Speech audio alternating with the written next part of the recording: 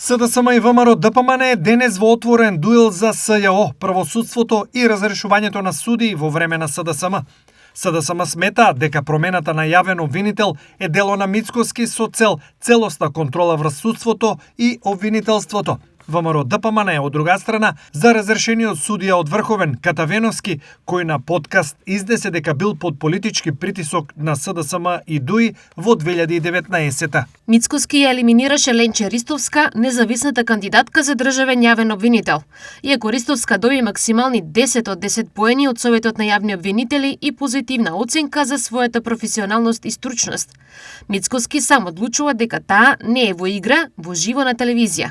Независен јавен обвинител не му одговара на Мицкоски затоа што не може да го контролира. Стои во соопштението на СДСМ. Поранешниот судија на Врховниот суд, Ристо Катавеновски, во гостување на подкаст на една од социјалните мрежи, сведочи дека откако одбил да донесе мислење за одреден случај како тогашен судија во Врховниот суд, за кој според него немало никаква основа да се донесе позитивно мислење, утреденда поради непостапување бил разрешен.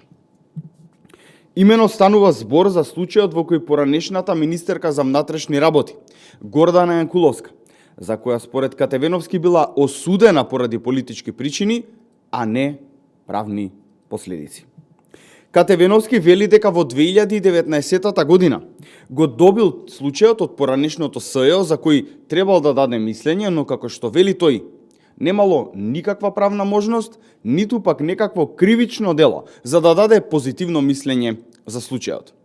Откако тој оставил време да се разговара за судскиот случај со колегите, затоа што не сакал да избрза со одлуката, на него не му останало многу време.